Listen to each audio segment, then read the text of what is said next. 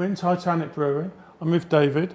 Can you tell us something about the history of Titanic? Yeah, absolutely. So Titanic Brewery was started in 1985, so 40 years ago. It was started by a gentleman called John Pazio. He was the landlord of a pub just down the road from where we are today, a pub called the Traveller's Rest. And he was fed up of big national beers, big, bland, boring national beers. He wanted something that was a bit more exciting for Stokey drinkers. So he decided if you can't get hold of it, you better start brewing it. And that's exactly what he did. So he set up a tiny, tiny little brew kit in the back room of his pub, started brewing pints and a couple of barrels of beer a week just for his pub. That was 40 years ago. And you've grown a bit in the meantime. So how many pints do you produce a year? We brew somewhere in the region of 3 to 3.5 million pints of beer every year now. And in fact, we are now the largest brewer of stouts and porters in England. Okay. And how many different types of beer do you have?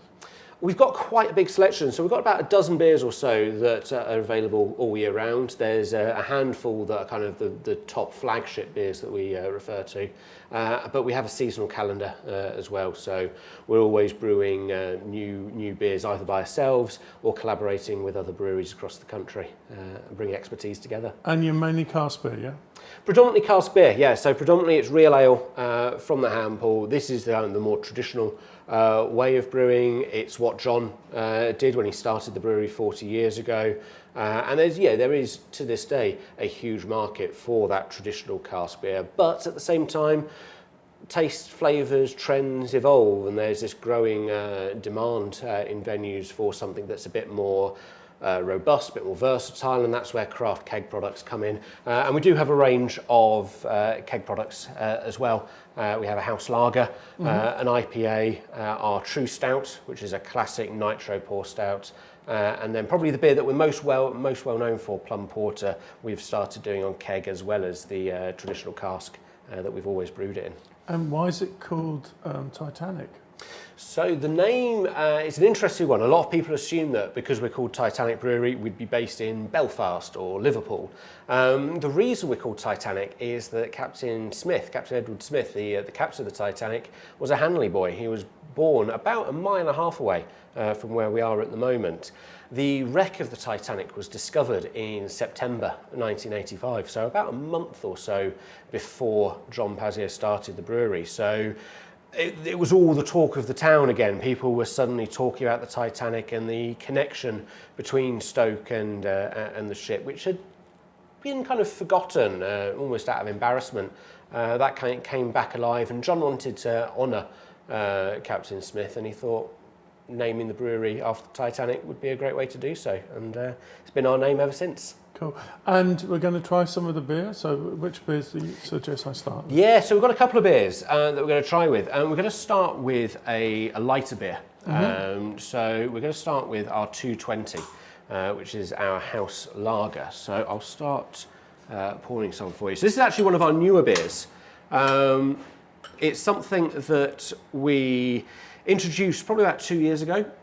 Initially, it's for our own pubs. So we have 17 venues of our own, and we wanted to create a house lager under the Titanic brand for drinkers to enjoy. So it's a little bit different to the traditional cask ales, but it is a lovely pint, this one. So It is a Helles style lager. So it's one of the German styles of lager, uses German hops to create it, but I won't say any more. I don't want to skew your opinions of it, so I'll let you take a try. First time I tried a lager on this, so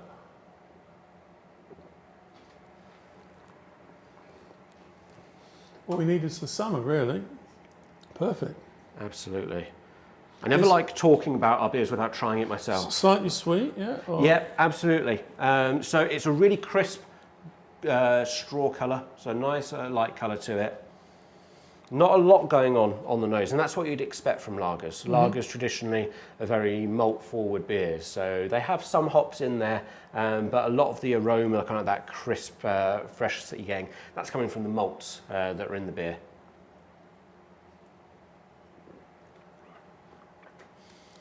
Thank you. And It's, the second beer? Yeah, and then the second beer is our plum porter.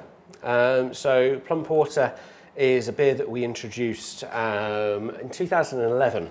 Is when we first brewed And this is your biggest seller? Or This is our biggest seller, this is. But I'm Okay. actually going to, today, give you the keg version of it. Okay. I'll explain the difference in a moment. I'll just let that pour whilst I'm telling you about it. So it was originally introduced as a one-off guest beer. It was a one-off seasonal beer. Oh, let's have that, see how it goes down. It was an instant hit with drinkers. They loved it and they demanded more and more of it. So we kept brewing it. And over the years, it grew in popularity. In 2015, it was crowned the champion speciality beer of Britain by the Campaign for Real Ale. So what it is it's a porter. So porters, like stouts, they use roasted malts. So these are these kind of malts here. So you can see there's a darker colour to these. So this barley has been roasted. And that brings out a lot more chocolate notes and coffee notes and roasty notes compared to other barley. And what we do is we flavour that with some plum, just to bring out more of the sweetness to it. As I say, this is the keg version that I'm going to give you to try. So we've been doing the cask version, as I say, since 2011. Nearly half, or more than half, of the beer that we brew is plum porter. Okay. That's how That's a popular lot. it is. For a brewery to have a dark, fruited specialty beer as their flagship beer, unheard of, really. So we're quite unique in that way. The keg version of plum porter is a little newer. And what we've done with this is we've actually injected the kegs with nitrogen, and it's dispensed with nitrogen. Now, nitrogen bubbles are a lot smaller than CO2. So if we go back to your pint of 220 here, you can see the bubbles rising up. Yeah. Nice big CO2 bubbles. And that's what gives these beers like their carbonation. And in some cases, can even feel a bit gassy.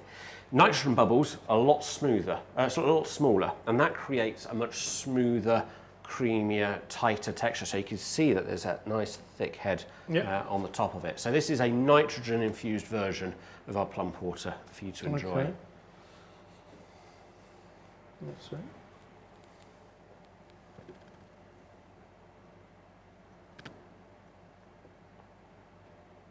You can definitely get the plum coming through. It's lovely. Yeah. It's slightly fruity and obviously a stout still. Yeah. Yeah, so really nice fruity beer. The plum, the sweetness of the plum kind of offsets a lot of the roasty coffee flavours that you usually associate with stouts. A lot of people say that I don't drink stouts, I don't drink porters, but I will drink plum porter. And it's a great introduction into that style of beer, which. Yeah, it's similar to red wine. You get a lot of people that are initially put off by the intensity of some of the flavours in red wine. Same can happen with stouts and porters. Something like plum porter that has that fruited element to it and just softens the bitterness. It's a great gateway into exploring that beer style. And this is the 100th anniversary of the formation of Stoke-on-Trent, and it's your 40th anniversary. Yes. I believe that, and you mentioned Camera beforehand, I think you're having a beer festival, Camera Beer Festival this year as well? Yeah, so Camera, the local Camera branch, Campaign for Real Ale, they're organising a beer festival in October. It's actually the same month of our anniversary. We've got a long history working with the Camera branch and kind of supporting them. We've been here for 40 years. We've been a big part of the brewing industry in Stoke over that time, and it's really exciting that they're putting together such a great event. There's going to be loads of beers there and a few Titanic beers amongst that mix as well. So it's a really nice opportunity to come together with other beer lovers here in the city and celebrate great beer and great pubs as well. That's the point of beer festivals. It's not just about trying the beers, but it's about reminding people that these pubs are out there serving these beers day in, day out, and go out and support them. Otherwise, you're going to lose them, and there's going to be nowhere for breweries to sell their beer. Definitely.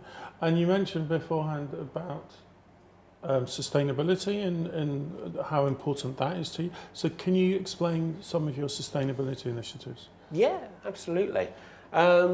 Yeah, you're absolutely right. Sustainability is an important thing. It's something that's been important to this business for many years. So, for example, the grain that we use in brewing, once we've extracted the sugar from that, we keep the leftover grain. So we have no use for it, but we shovel it out into a skip, and that's collected by a local farmer.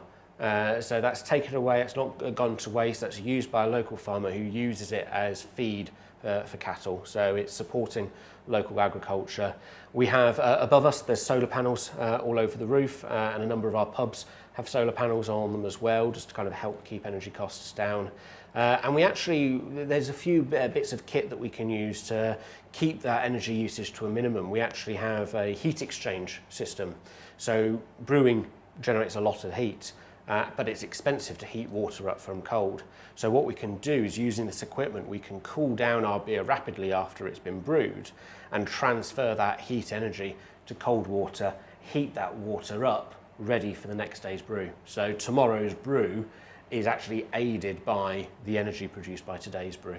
And we're always looking for new and different ways to be as sustainable as we can.